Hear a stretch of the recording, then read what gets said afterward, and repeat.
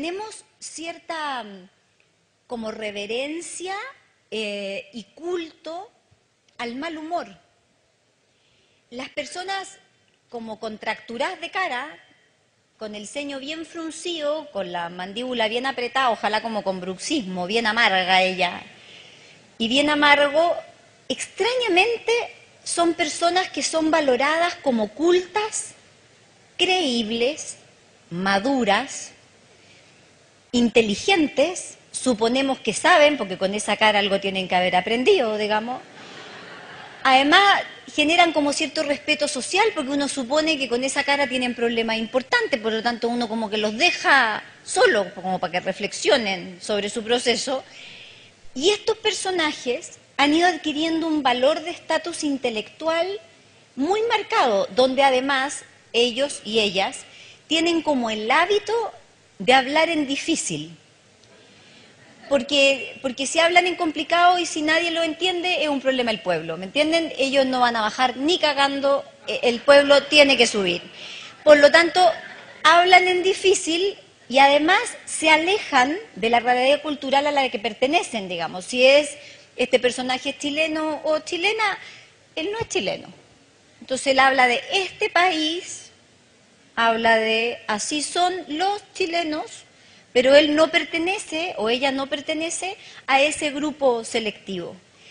Por lo tanto, cuando uno empieza a apreciar que la alegría, porque la gran mayoría de los pueblos hispanos nos compramos al contado que la risa abunda en la boca de los tontos y que por lo tanto reírse mucho es cierto signo de superficialidad, porque el que anda muerto de la risa y le anda subiendo el ánimo a toda la población, ese ser humano necesita terapia, digamos.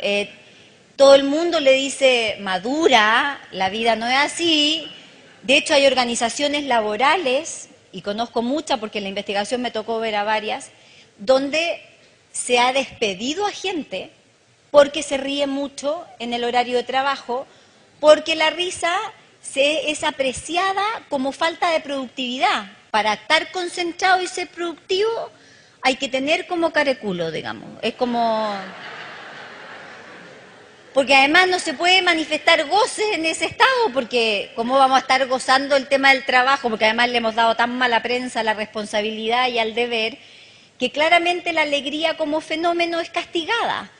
Y el otro, el que anda positivo, de alguna manera tiene cierto castigo social. De hecho, yo lo he dicho en varios ministerios de educación del mundo hispano, no deja de ser curioso que los maestros reprendan a los niños desde que tienen 4 o 5 años porque tienen ataque de risa en la sala de clase, pero no los reprenden de la misma forma cuando pelean o discuten, porque la pelea está vista como parte normal del desarrollo psicológico y la risa es vista como falta de control de impulso. Por lo tanto, si yo quiero mostrar que controlé mis impulsos, objetivamente a la larga tengo que dejar de reírme. Y eso genera un proceso porque además la risa fuerte, la del ja, es de gente maleducada. Como que le faltó pulirse, digamos, porque objetivamente para reírse elegantemente habría que reírse como con todo apretado, ojalá no mostrando mucho diente, porque es un signo como de fineza, digamos, porque si yo abro la boca de esparpajo, como que me faltó, como que soy livianita, como con poco contenido, tiene pajarito en la cabeza, y empiezan a aparecer una cantidad de términos que de alguna manera castigan a esta persona que tiene esa expresión alegre. Ahora, lo peligroso de esta como retroceso de la alegría, porque probablemente si yo les pregunto a ustedes hace cuánto tiempo que no se ríen a carcajadas, de esas carcajadas que a uno le tiemblan las piernas y que dan ganas de hacer pipí, de tanto que uno se ríe, probablemente muchos me van a decir que hace mucho rato que ya no se ríen así, sobre todo si son de algunos países y no de otros. Y claramente empieza a preocupar el tema de la alegría, pero preocupa más aún, y ahí es donde se empieza a enganchar con los fenómenos sociales, cuando esta risa molesta a los demás. Y a mí me jode, literalmente, me da rabia escuchar a gente reírse fuerte. Y yo les voy a hacer un ejercicio mental que se hizo en la investigación, para que lo hagan Si ustedes están en un restaurante y ustedes invitaron a una persona a cenar, son dos, ustedes y la otra persona. Y en la mesa de al lado es una mesa de A4. Y en esa mesa de A4 hay 4 personas que no toman alcohol y que no paran de reírse a carcajadas. Y se ríen fuerte y no paran de reírse. Si yo les pregunto en lo más profundo de su mundo interior, ¿qué les pasa a ustedes con esa mesa de al lado? Si son honestos y honestas, me tendrían que decir que esa risa les molesta.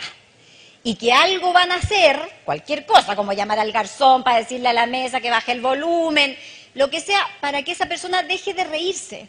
Porque es como que nos jode ver a gente contenta. Y por lo tanto, la gran propuesta es que algo hay que hacer para que esa gente deje de reírse. En la investigación, cuando yo le preguntaba a la gente qué hacíamos para que esa gente dejara de reírse, la gente en casi todos los países me decía, Pilar, lo que hay que hacer es hacerle sentir a esa persona que está contenta que eso bueno que está viviendo necesariamente le va a durar poco tiempo.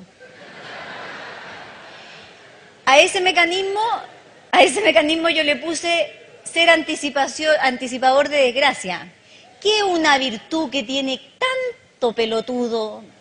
Porque, a ver, en cada país hay mucha gente que se levanta en la mañana con el único objetivo de cagarle la vida, por lo menos a 5 personas diarias, porque yo creo que si lo hace con 4, no queda contento. Es como que no duerme. Entonces, ¿qué empieza a pasar? Que este idiota que no duerme y que es un infeliz, porque yo siempre digo que los infelices son más peligrosos que los delincuentes, porque le andan cagando la vida a nadie y nadie los toma preso, pero hacen una tarea subterránea pero increíble, hace que esta anticipación de desgracia se empiece a producir, porque si yo digo que estoy enamorada es porque llevo poco tiempo. Y además a uno le advierten y le dicen disfrútalo. Estás en el mejor momento de la relación. Qué pena que dure tan poco tiempo. Así que pásalo bien mientras puedas. Una mujer nunca recibió más malas noticias de bebé enfermo y de partos malos que cuando estamos embarazadas. Basta que tengamos panza para que venga una amiga que además viene con cara buena a la desgracia, como si nos fuera a ayudar con el comentario, a decirnos, ¡uy, supiste! La Gloria tuvo el bebé con el cordón enrollado, casi se muere, tuvo la presión como en 25, nació porque Dios es grande, pero tú te has sentido bien, ¿cierto? Esa dinámica anticipadora de desgracia genera consecuencias sociales que no son menores. Entre otras, es que las noticias buenas se dejan de contar. Y se dejan de contar en todas las redes sociales, privadas, laborales o familiares, porque yo ¿para qué voy a contar que voy a cambiar el auto? Si va a llegar un desgraciado a decirme que justo la marca que elegí da pocos kilómetros por litro. Entonces al final la persona se entera que yo tenía un auto nuevo cuando me lo rayan, cuando lo chocan o cuando le roban algo, pero siempre lo que tiende a aparecer es la mala noticia, porque la buena noticia, como hay 40 idiotas tratando de arruinarla, yo al final la dejo de contar y dejo de participar en ella.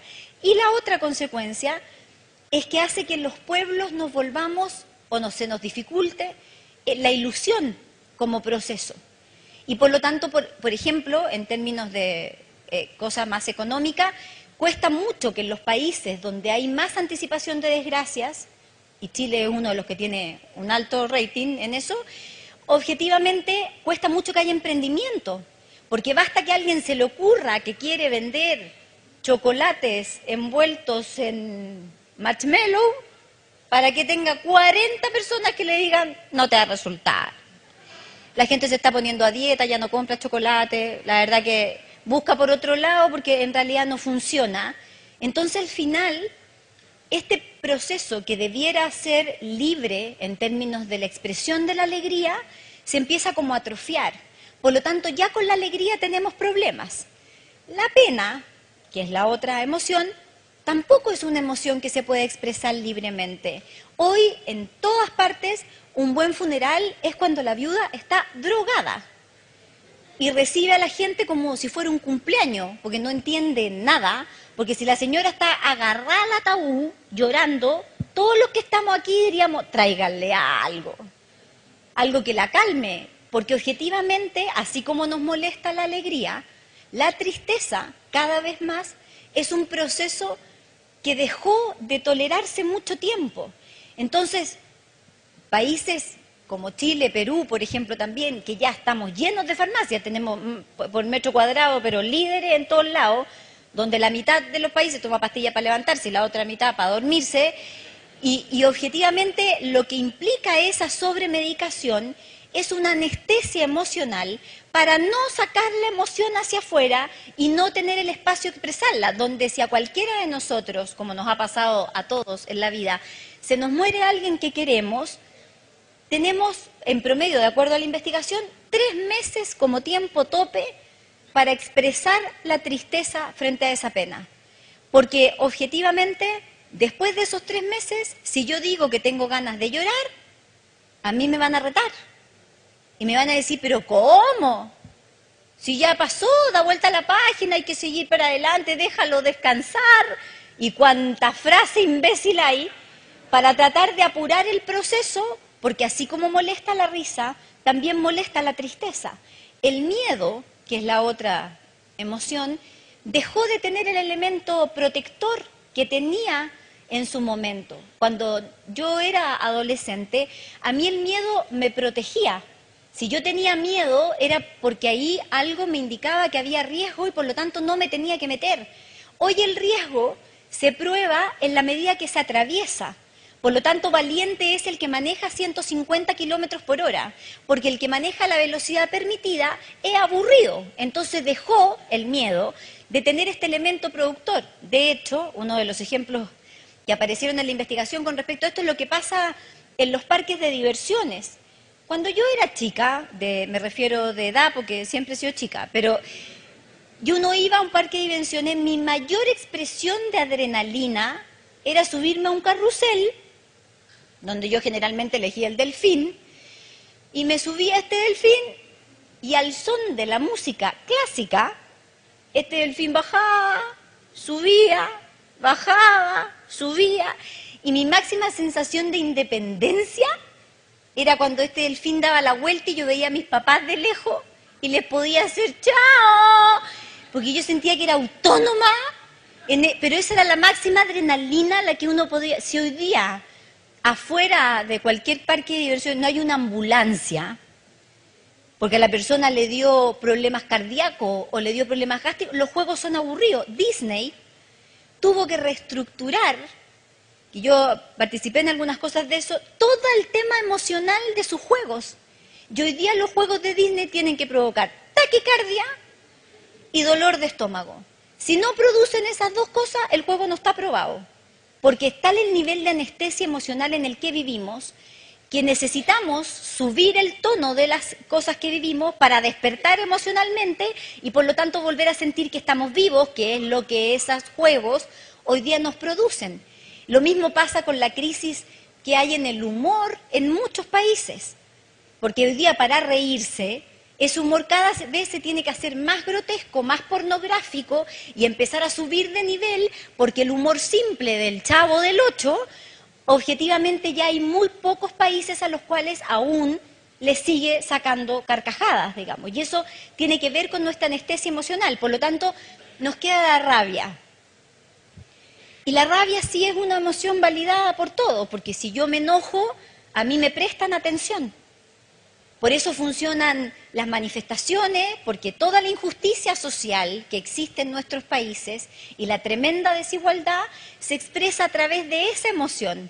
Y esa emoción es la que hace que a uno lo vean, lo reconozcan, lo escuchen, lo sienten en una mesa de negociación, porque las otras están medias invalidadas. Entonces, cuando uno analiza estas 4 emociones y analizamos además que las estamos viviendo mal, porque la angustia claramente se produce cuando estas emociones son mal vividas y metemos toda esta cajita dentro de la organización, hay cosas que hay que tener en cuenta. Hoy, más que nunca, se necesitan personas que sean capaces de incorporar la emoción dentro de su trabajo.